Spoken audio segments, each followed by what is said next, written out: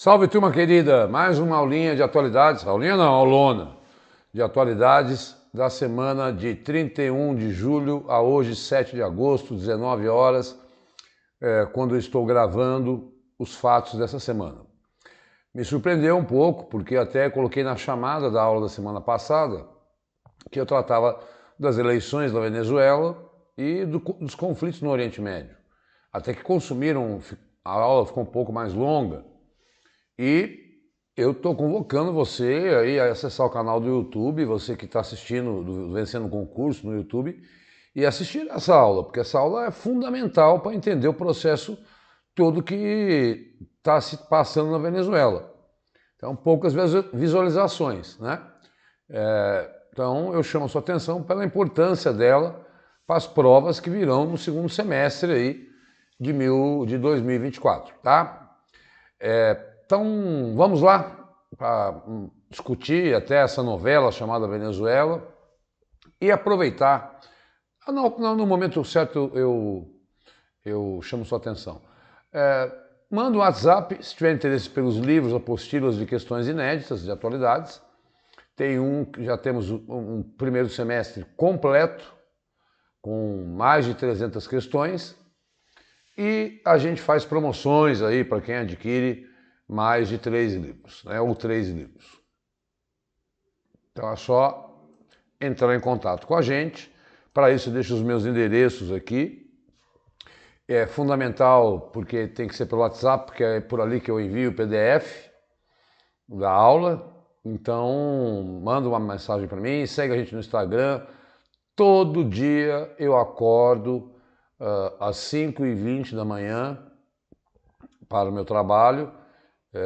E vejo a notícia relevante e já coloco no Instagram. Então isso é um canal de comunicação e de informação que você pode divulgar para os seus colegas, porque não é que eu quero ser uma estrela da internet, longe disso. Você nunca vai vir uma aula minha patrocinada. Já vários colegas me disseram, paga lá um pouco que a divulgação sobe e tal.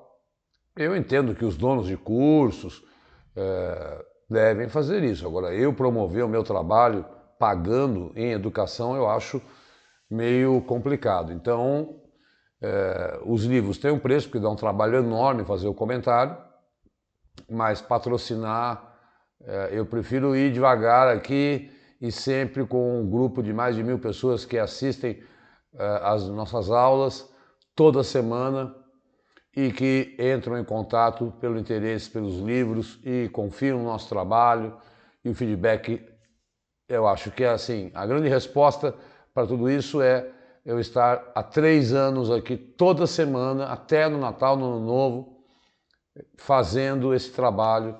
Ora, um trabalho que não dá certo para o curso que mais cresce, que é o Vencendo o Concurso, deveria ter acabado, e ele continua. Mas aqui não é propaganda, aqui é conteúdo, vamos lá. Semana de 31 de julho, assiste a aula até o finalzinho, que lá sempre dou algum detalhe importante para você, tá? Essa é o período que nós vamos abranger. Uma semana após, então, a eleição foi no domingo retrasado, né? Essa notícia saiu no domingo passado, após Maduro ter sido declarado eleito. O Brasil até nem refuta, nem reconhece o resultado da Venezuela. Até hoje, eu vi uma entrevista do Celso Amorim, e também qual é a posição do Brasil sobre as eleições na Venezuela.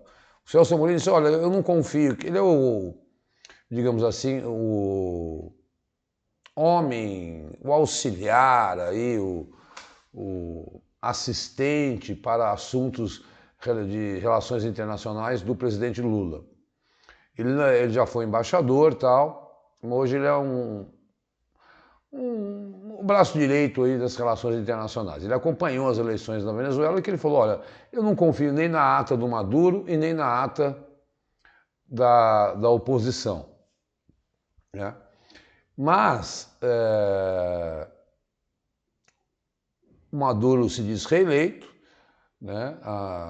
Aumenta a pressão, 30 presidentes, ex-presidentes da América Latina escreveram uma carta para o presidente Lula, acreditando que ele é o grande negociador.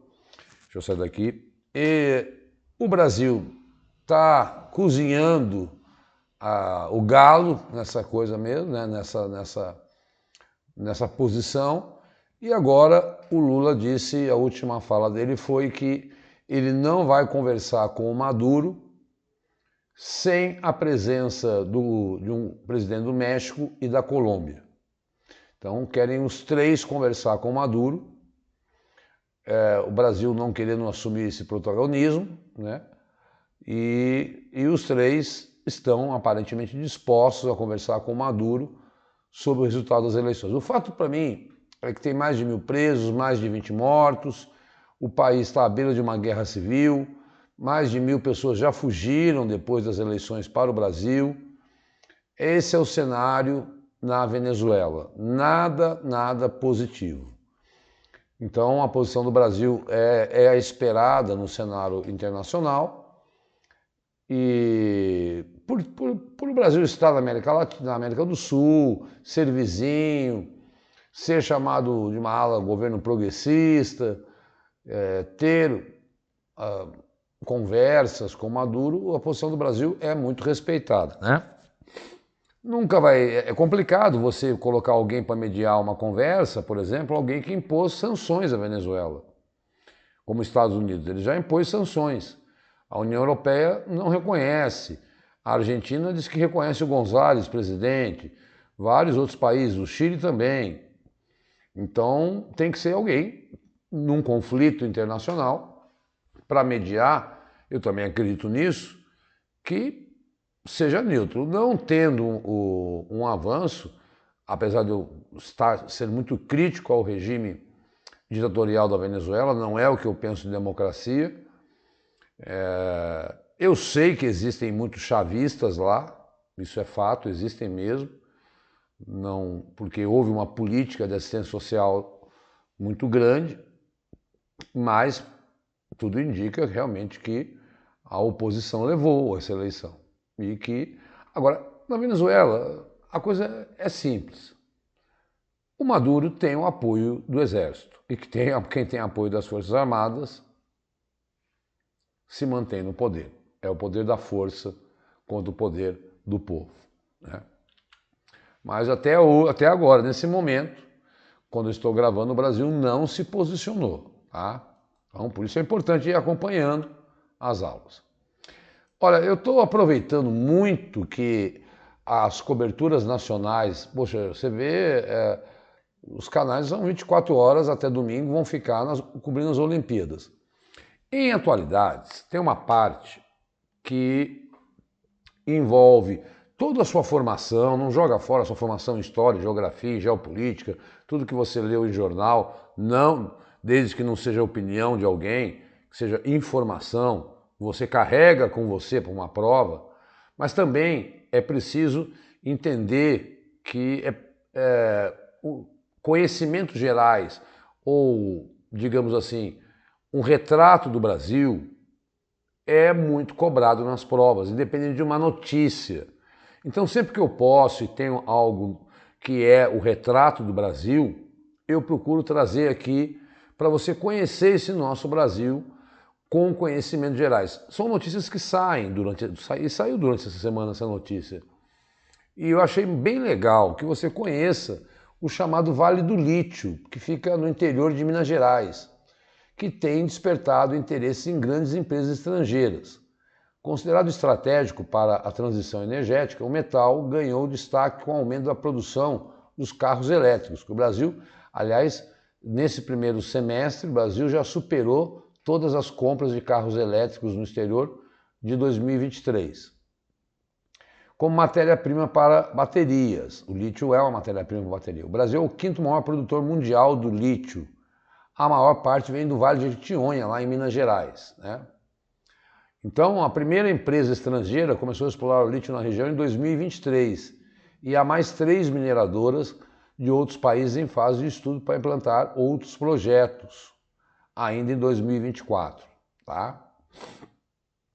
O lítio ganhou destaque na economia do global devido à sua grande capacidade de armazenamento de energia em um espaço relativamente pequeno e virou matéria-prima para as baterias que compõem carros elétricos, explica o geólogo da Universidade Federal, do Vale do Jequitinhonha.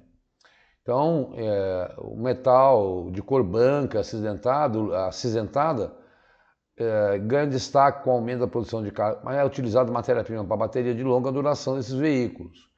Não só nisso.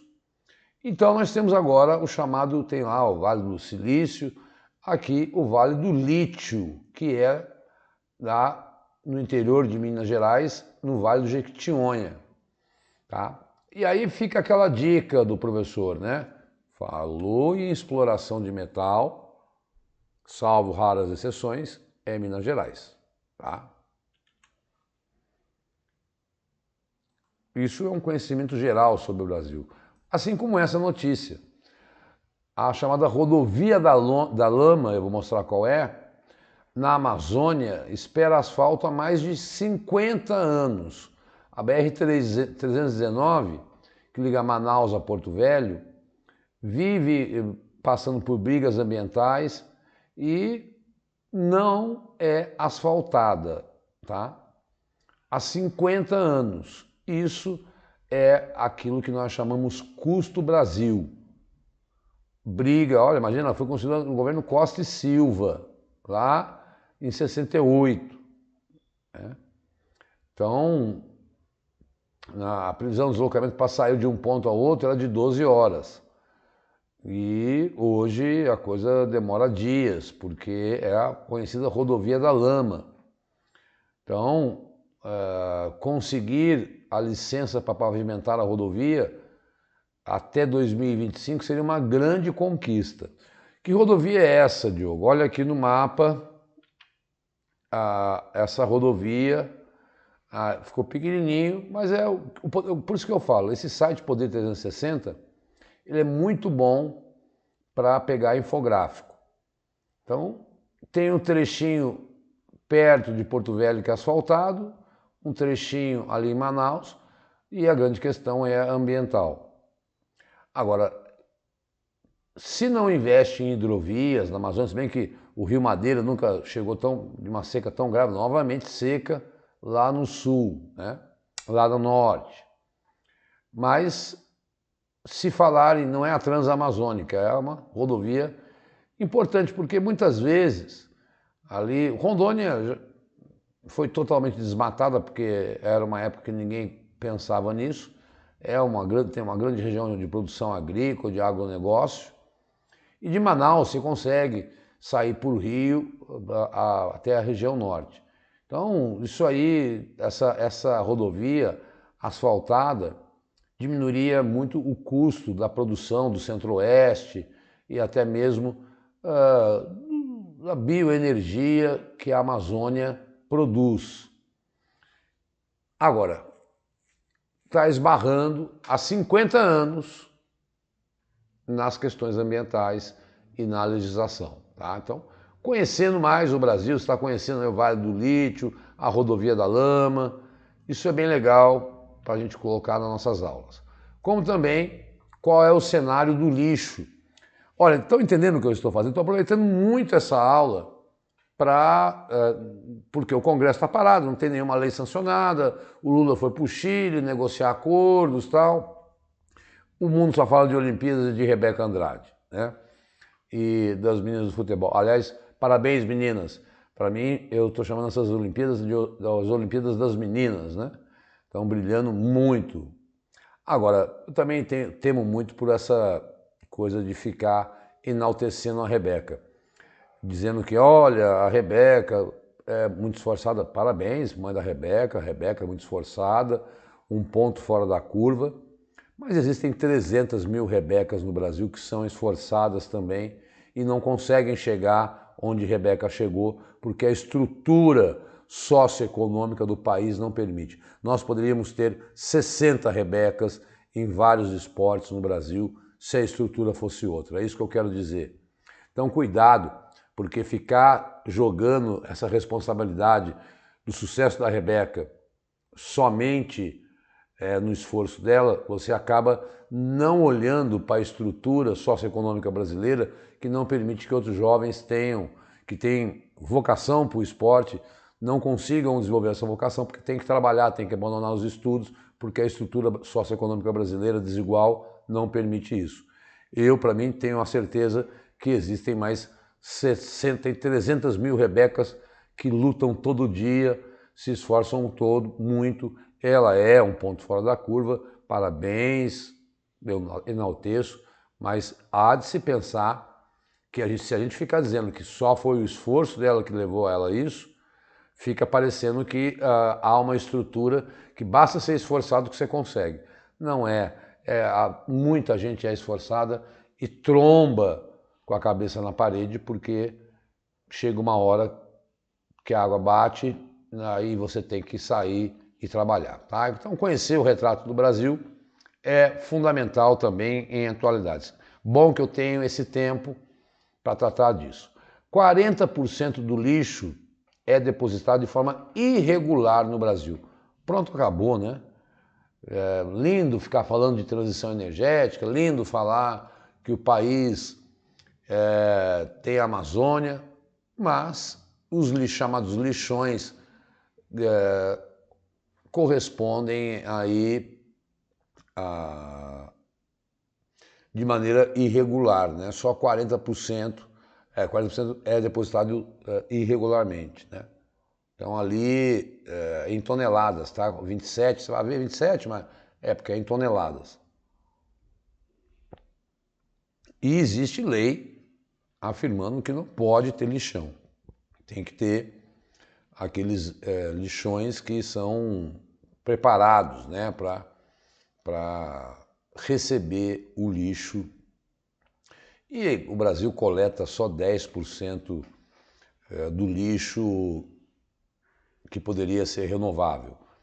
É medíocre, assim como é péssima a nossa educação, e aí isso é reflexo, né, o tratamento do lixo no Brasil.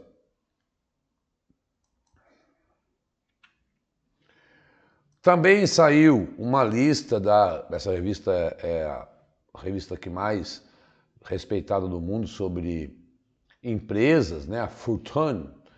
Tem, das 500 maiores empresas, companhias do planeta, tem 9 brasileiras. Aí então a listinha das 9, né? E a que está em 99º, com receita de 100 bilhões e lucro de 24, é a maior empresa brasileira, é a Petrobras. Depois vem a JBS, né, dos irmãos lá, estavam lá envolvidos, depois foram absolvidos. E o curioso, e não é curioso, é a cara do Brasil mesmo, que depois da JBS, que é produção de alimentos, tal, tá, a geração de energia, vem o Itaú, o Banco do Brasil, o Bradesco e a Caixa, né? O Santander não entrou, e depois são empresas de energia, né? Interessante, né? Alimentos, petróleo, alimentos, depois 4 bancos. Entendeu, né, o que eu quero dizer? O ganho desses bancos é absurdo e os transforma em grande empresa. Banco não gera riqueza para o país. Banco tira riqueza da sua população. Olha, hoje, exatamente hoje, infelizmente, porque eu sou daqueles que acham que é assim, tem uma lei, tem que fazer lei. Ora, um país que faz muita lei é que a sociedade não é cidadã. A Constituição Americana está lá, não que seja um grande exemplo, desde 1787. A independência é 76, mas a Constituição é de 87. Completa a sua maioridade, 18 anos. Mas violência contra a mulher segue crescendo. Número de denúncias no Disque 180, no primeiro semestre, cresceu 36%. Especialistas reforçam a necessidade de reeducação em relação ao machismo no Brasil, tá? Então, a Lei Maria da Penha aí, completando, deixa eu sair daqui, e aí os dados. Em 2021 foram 88 mil denúncias, 87 mil em 2022, graças a Deus as mulheres estão criando coragem denunciando mais, e já cresceu aí 36% nesse ano. Cada 6 minutos nós temos, já falamos sobre isso, né? Uma violência contra a mulher. A cada minuto, ou a cada dia, o Brasil recebe 2.500 processos de proteção, aquele de afastamento do homem, né? Esqueci o nome técnico agora, proteção afetiva, sei lá, protetiva, né? 2.500 por dia. Né? Então, homem que bate mulher é covarde. Homem que não consegue conquistar a mulher tem que entender que, ora, a mulher não é obrigada a amá-lo, tem que aceitar, né? Não é não, meu amigo. Né? Quem já não levou um pé e sofreu, mas a vida segue. A vida é assim, com todo mundo. A vida eu sempre falo com meus alunos, né? Vida significa resolver problemas. E é isso que a gente tem que imaginar numa preparação para qualquer prova. Você está aqui estudando para resolver problemas de atualidades, entender quais são os problemas e ver ali nas alternativas qual é a solução para aquela notícia, para a sua alternativa, e em outras disciplinas, como raciocínio lógico também. Né? Isso não pode se traduzir em violência.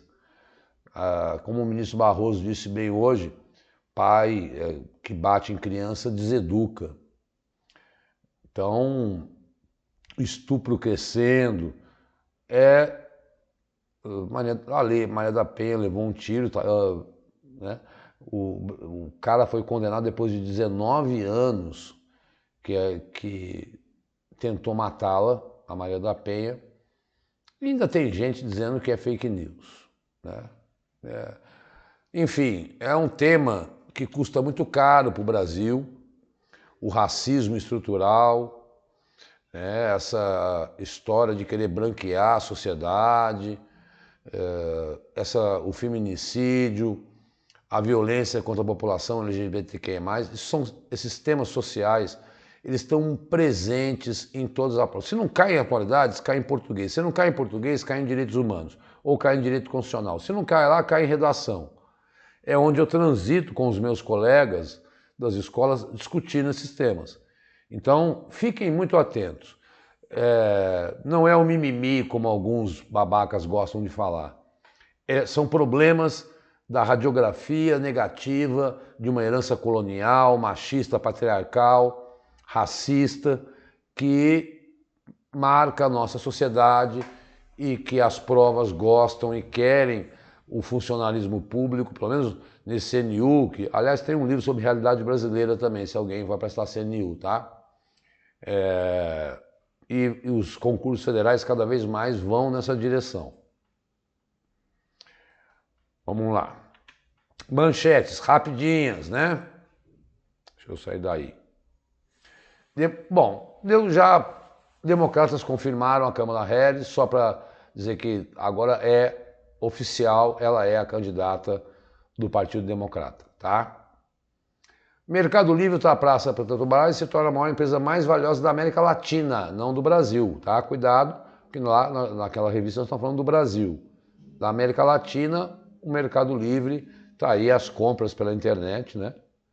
Passou a Petrobras. Turquia bloqueia acesso ao Instagram por causa de conteúdos problemáticos. Na quarta, um representante do governo turco havia criticado a plataforma por censurar mensagens de condolências ao líder do Hamas morto em um ataque. Então, a Turquia bloqueou o Instagram porque a Turquia tem aí, ela é um país de maioria islâmica e ela prestou condolências à morte do líder do Hamas e o Instagram criticou e aí ela reagiu. E assim, por que essa notícia está aí? É bom lembrar e saber que a Turquia está na OTAN, que a Turquia é o país digamos que está fazendo uma ligação do Ocidente com o mundo islâmico. Então, e é um país forte militarmente. Não é bom mexer com a Turquia. Tá? Brasil é o segundo país mais afetado com o roubo de cartões de pagamento. Olha aí, só perde para os Estados Unidos. Então, quando a gente vê uma notícia dessa, né, é para alertá-los, tomem cuidado. Eu cortei esse negócio de aproximação. Né? Embaixada do Brasil do Líbano recomenda brasileiros a sair do país, não só do Líbano, não só do Brasil, mas dos Estados Unidos também. O Irã promete e tem prometeu hoje que na hora certa vai atacar Israel. Por isso que eu falei que a aula passada, onde eu explico a escalada da guerra no Oriente Médio, é grande. Então, a embaixada de países ocidentais tem recomendado que as pessoas saiam de lá do Líbano, porque no Líbano tem o Hezbollah e o Irã, o Israel, está em conflito com o Hezbollah.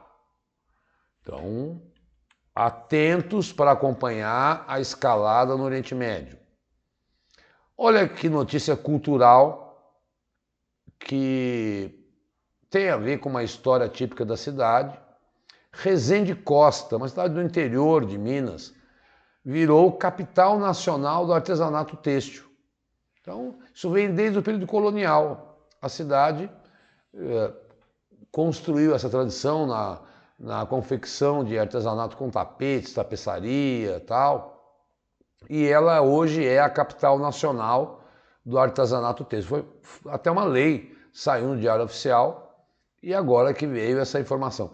Vejam como eu estou aproveitando essa aula para deixar vocês conhecendo o nosso grande Brasil, porque atualidades também é isso, é conhecer e ter noções de conhecimentos gerais sobre o Brasil.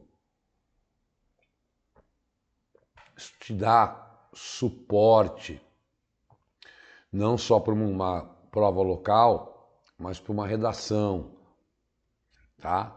Isso é fundamental em atualidades, é essa transversalidade que ela me permite. É que quando chegar na parte mundo, você vai ver que a gente vai chegar mais às notícias, tá?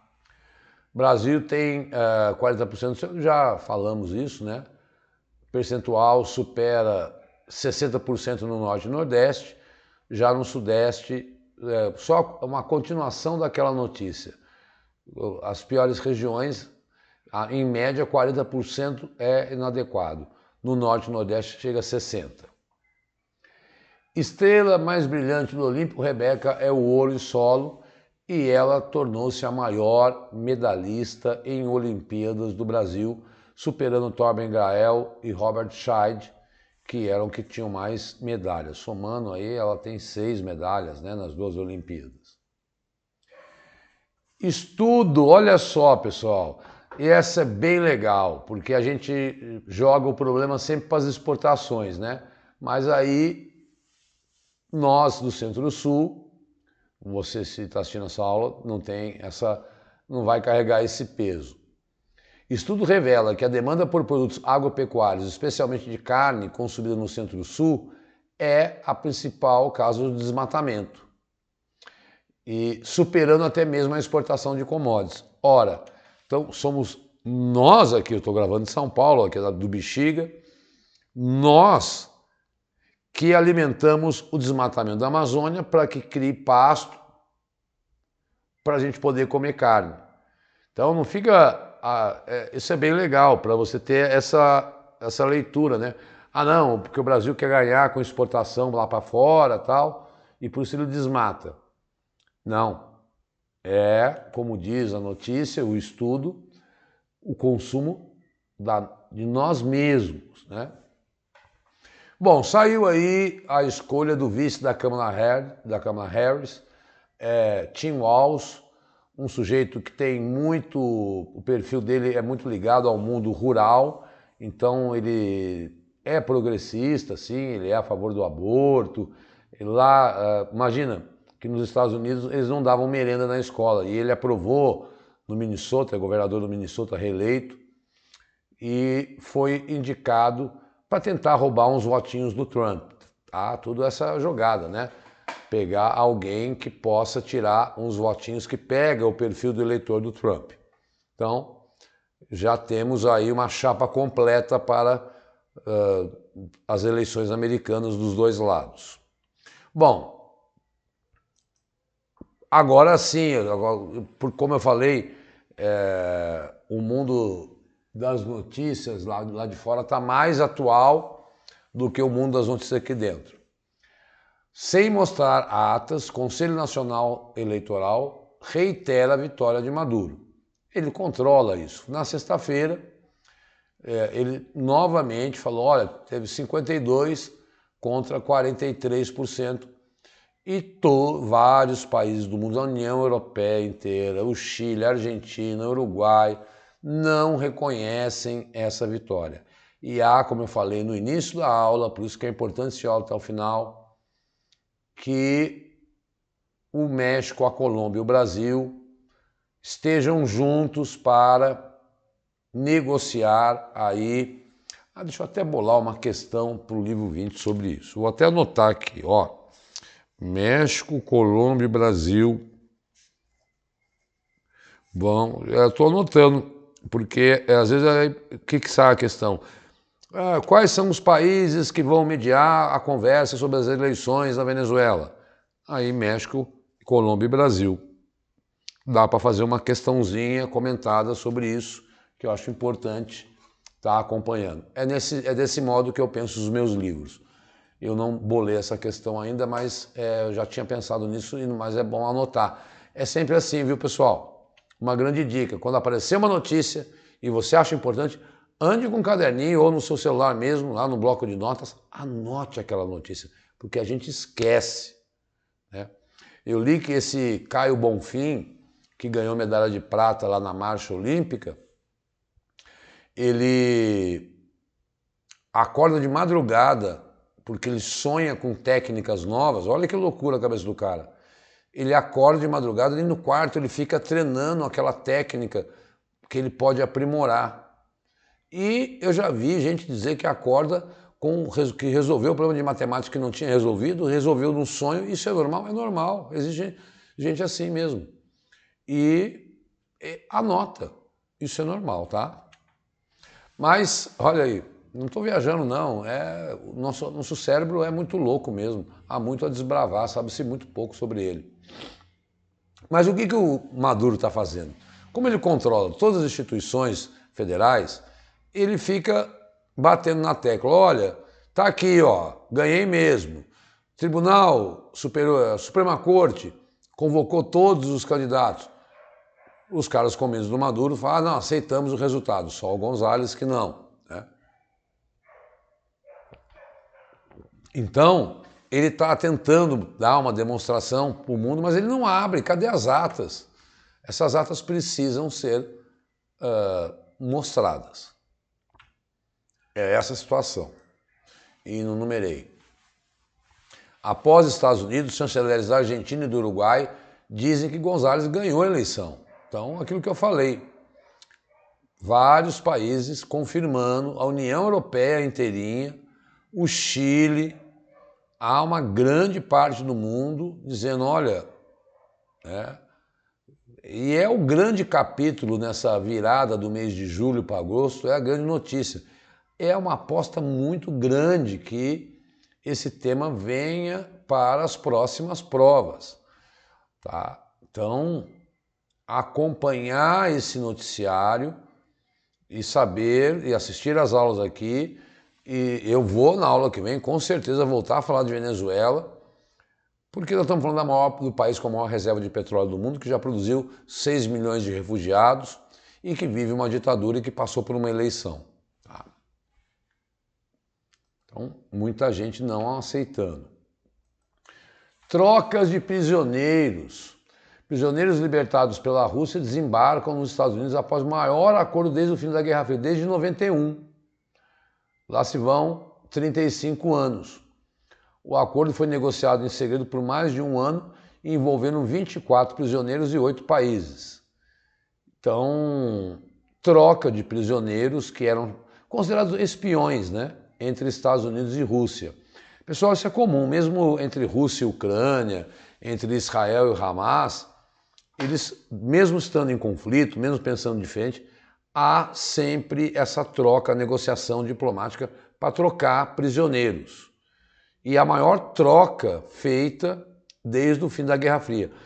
A Rússia, que era a antiga União Soviética, que vivia em choque com os Estados Unidos, naquele modelo capitalismo versus socialismo, não havia feito uma troca tão grande como essa, negociada por Estados Unidos e vários países. 24 prisioneiros foram libertados, tá? Em troca... E assim, ficou em segredo, você vê que ficou um ano eles negociando e não vazou essa informação.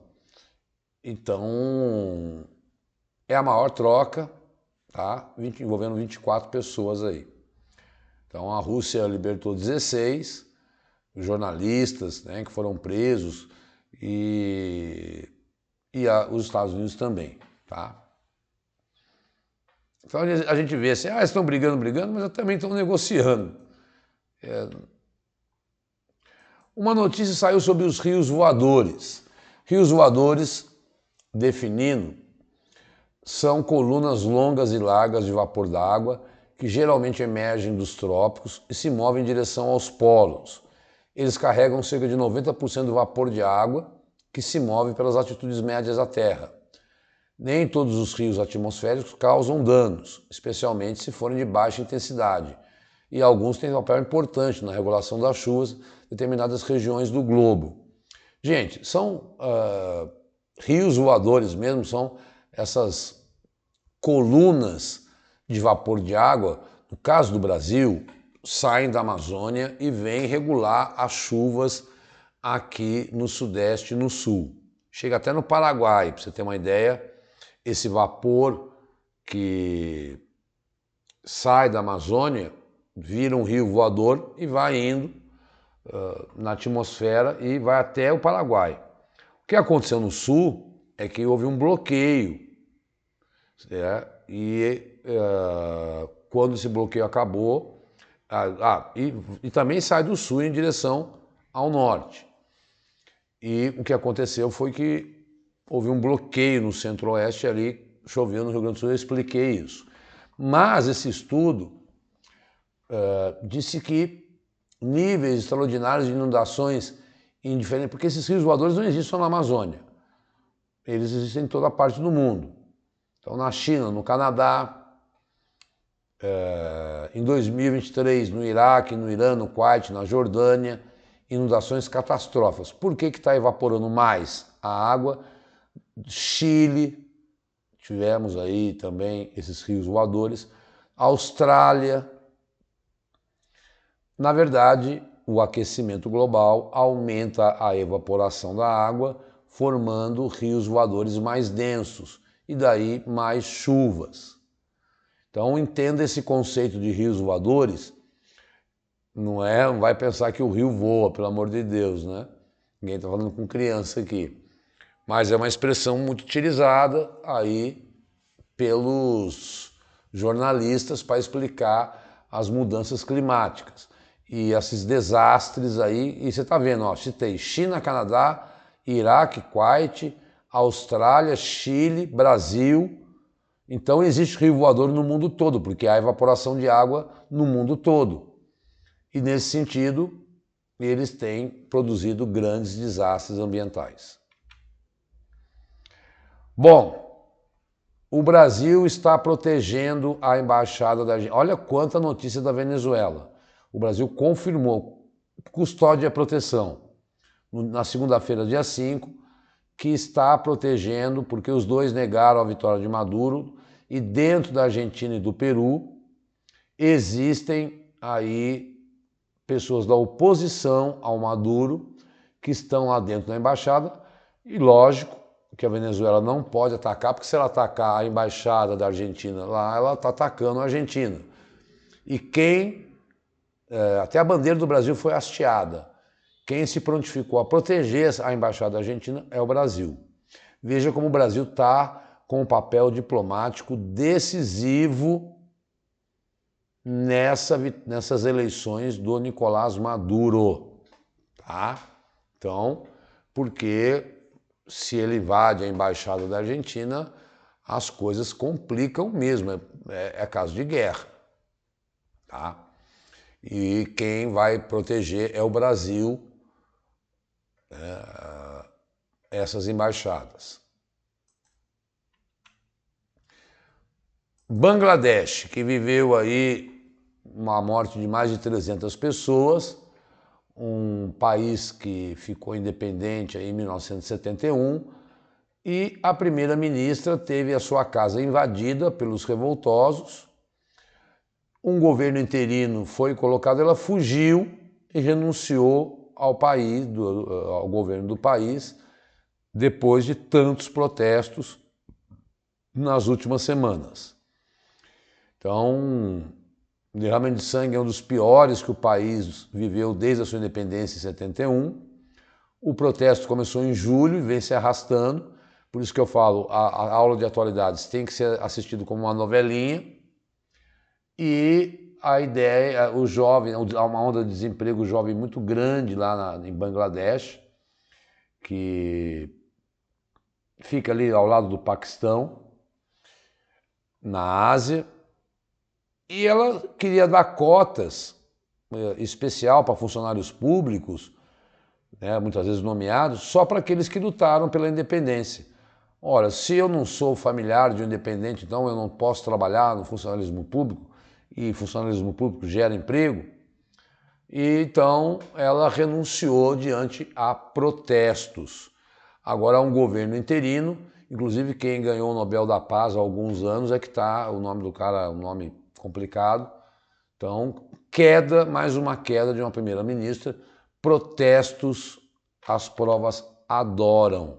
Quando tem protesto, manifestação, com mortes, principalmente queda de governantes, é prato cheio, é assunto, mesmo sendo na Ásia, um país, ainda que eles gostam mais ainda na Ásia, na África, que a gente tem tanta dificuldade geográfica, e por isso que eu sempre falo, põe lá o mapa mundi e vá olhar de qual país eu estou falando, porque atualidades é assim, cosmopolita mesmo. E quando tem queda de ministro, queda de primeiro-ministro, troca de governo, governo interino, golpe de Estado, é aquilo que eles querem que você esteja acompanhando nesse mundo multipolar. Muito bem, turma, chegamos aos 40 minutos aí. Estes são os layouts dos livros, né? Como eu falei, nós temos uma cobertura aí de todo o primeiro semestre, com o livro 16, 17, 18, veja lá, o 17 pega de dezembro a fevereiro, o 18 de fevereiro a abril e o 19, que foi o último que eu soltei, pega de abril a julho. Com isso, pelo menos você tem 3 livros com 300 temas, 150 de Brasil, 150 de mundo, comentados do primeiro semestre desse ano. É um material que super inédito, eu que bolo as questões, eu pego, como eu acabei de bolar uma questão aqui agora, vocês viram como é que é o meu processo mental em cima das notícias das aulas que a gente comenta. Manda um WhatsApp para mim, eu converso com você sobre o seu edital, eu sempre ajudo, é muito barato isso, eu fico conversando, crio até amizades, né? E olha, meu edital, passei no concurso, passei no outro, tal, vou prestar, tem mais livros aí, professor? Eu comprei lá o 9, o 10, agora vou prestar um outro concurso. Então eu tenho aí o meu time de fiéis que sempre espera e adquire o livro, porque hoje uma menina queria conhecer o trabalho, eu falei, tá bom, eu vou te dar de graça o 15 para você conhecer. Pede, você quer conhecer? Eu também acho que um tiro no escuro não conheço esse professor, estou vendo pela primeira vez a aula dele. É só entrar no canal do Vencendo Concurso, que você vai ver que toda semana em vídeos eu gravo atualidades. Manda o WhatsApp e entre em contato com o Cristiano no Vencendo Concurso, porque lá eu digo que eu brinco que isso é uma máquina de dar aula. Saiu um edital no Brasil, em qualquer parte do Brasil, e às vezes você está solteiro e quer mudar de vida, de região, tem lá uma análise do edital do órgão público municipal, estadual, federal. Ele se dá o trabalho de ter esse cuidado de vasculhar os editais do Brasil inteiro. Por isso ele cresce assustadoramente e tem assinatura. Então eu recomendo demais, não só por causa da minha aula gratuita aqui, que eu agradeço a sua confiança, a sua fidelidade, peço que assista, entre em contato. O livro é meu ganha-pão, porque dá um trabalho louco produzir questões. Então eu cobro R$25 cada exemplar e por isso eu faço promoção. Eu ganho na venda na quantidade. Por isso eu faço consigo manter o preço de 25. E para te ajudar e me ajudar também. Porque se eu fosse cobrar mesmo um livro de 100 páginas, seria R$100. Mas eu sei que a vida do concurseiro é muito difícil. Um forte abraço, até a semana que vem, que eu já passei 46 minutos. Meu Deus. Obrigado, pessoal. Assistam os vídeos anteriores. Até a próxima aula.